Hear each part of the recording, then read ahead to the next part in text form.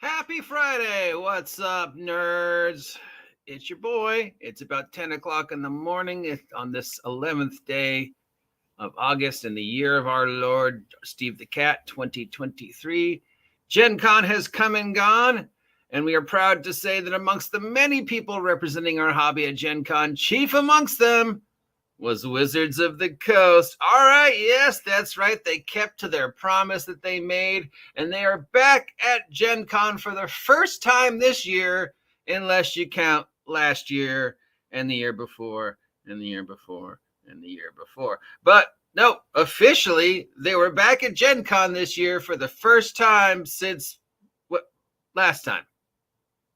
But of course, in the thinkings of Wizards of the Coast, even though they were there last year, that doesn't count because it wasn't official Wizards of the Coast representatives. And by official Wizards of the Coast representative, I guess that means if Jeremy Crawford is there, it's an official Wizards of the Coast event. But if he's not there, that wasn't us. That was some other company with the exact same name and the exact same merch and the exact same representatives. So Crawford was wheeled out, and for whatever vat they keep him in, he gave us about 2 hours worth of Crawfordisms to give us 5 seconds of actual information. That information has since been bombarded with controversy after controversy after controversy, leaving Wizards of the Coast at the end of the week in the exact same place they were 6 months ago. It seems like once per quarter, they have to generate some unbelievably devastating controversy to remain relevant. Because I guess they are now at the point that if they don't get any negative attention, they won't get any attention at all. And the sales numbers for Q2 are not as big as everybody would like. The official sales numbers are out, and the official sales numbers can be seen. Professor Dungeon Master has them. DD has them on his page. I will have them shortly. And yeah, you know what sold? 11,000 copies. Citadel, yeah, Radiant Citadel only sold 11,000 copies. That's not a lot, guys. That's not a lot. Okay. Anyways, we have some news on Planescape. In that we have absolutely no news on Planescape. We have some news from the latest Unearthed Arcana ONE DND playtest survey, even though the survey isn't closed. Try and figure that one out. So if we go here to the Unearthed Arcana ONE DND survey for survey playtest number 6, which is survey playtest number 5, they're the same thing. The survey is still available and will be open until the 17th of this month, midnight. But it doesn't stop Crawford from coming out today at 11 a.m., wherever at Crawford time, and say, hey, we've got the results of that survey, even though it's not finished. Because Jeremy Crawford can apparently travel through time.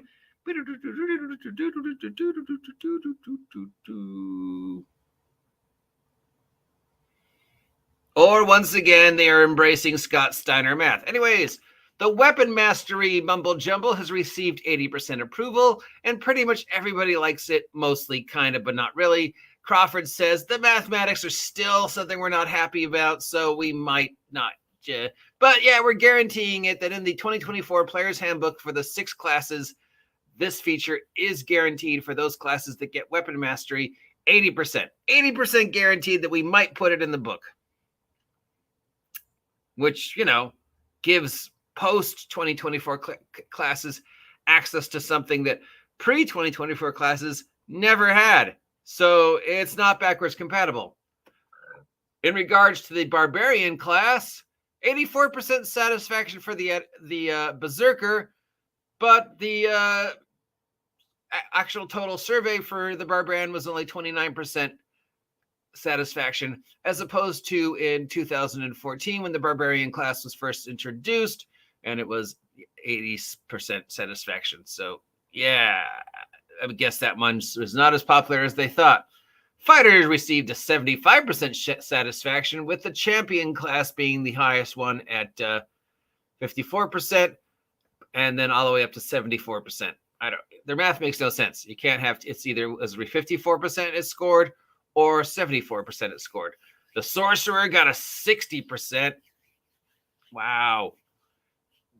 just get rid of it. Just get rid of the sorcerer, Make meta magic a wizard thing, okay? Just class-specific spells are back, maybe, and yet another unified spell list will be available in the 7th playtest. We're up to playtest number 7. Remember, playtest number 4, they said they weren't making any more playtests until people were not happy with the druid and the rogue. Warlock received mixed reactions, another class you probably could get rid of. So they're going to be doing it again in the next playtest. So still not getting the results they want for Warlock. Wizards got a mixed reaction. Apparently, people want wizards to have their own spells list as opposed to a shared spell list with everybody else that can use arcane spells. I don't see why that's important, but whatever. Sure, okay. Wizard spell list and everybody else has the arcane spell list, even though they will be 99.9% exactly the same. It should just be arcane spells, divine spells. I'm still on the fence about the primal spells, whether they should be separate or just part of divine. But you know what? Sure. Arcane spells, divine spells, primal spells, and then the sandwich school. But yeah. So in closing, it took Jeremy Crawford almost an hour to give us 1, 2, 3, 4, 5, 6, 7 bits of information. That information, as it stands, probably took me 3 minutes to talk about. But then I'm not Jeremy Crawford, and I don't have the magic ability to take a normal sentence and stretch it off over an hour. So we went over the responses, and we saw in the survey that the actual numbers are we have 100% of to succeed, but then you buy our copy and you've got a 55% chance that will fail and a 55% chance that it will succeed. But then you look at my record with my 100 and yeah. So, yeah. Meanwhile, what's going on with Planescape? Planescape. Remember they said, hey, we'll never ever do those settings again. We're doing Planescape. Well, despite the fact that the 2023 Planescape conversation was at GenCon, we still know nothing other than it's going to have a lot of art. 3 books, mostly art.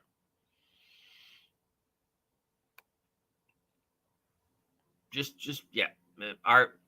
It'll come in a slipcase. That'll be screened. Blah blah blah blah blah. And it's scheduled for October still. So the math is now October is the end of the 2023 rollout for Wizards. So I guess that means they're releasing nothing in November and December. And then we can wait with bated breath for the 2024 Player's Handbook and the 2024 announcement that everything they wrote in 2023 doesn't count.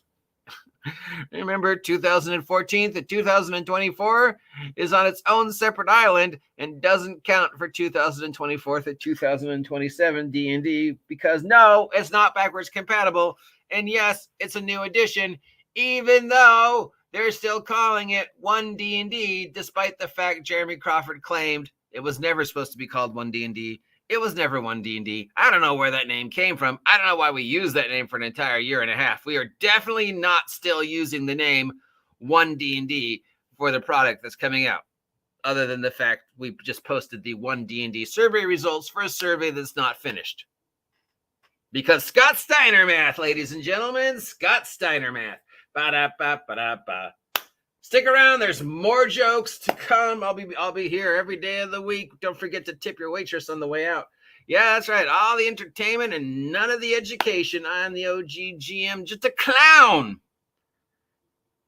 floating in the ocean of the tabletop role-playing game nonsense, trying to keep my idiot head above water and take these chunks of meaninglessness and shave them down to small, presentable bits of information that you could then gobble up and try to comprehend in your infinite wisdom these things that I barely understand, and yet I will con them anyways, because that is my role in life, to give you this news. And in return, you will reward me by subscribing to the OGGM Adventures out of sympathy for the pain I go through every morning going through these news stories as I watch my intellect slowly continue to disagree as I try and make sense of Wizards of the Coast math. Yeah. Talk to you later. Have a great weekend. See ya.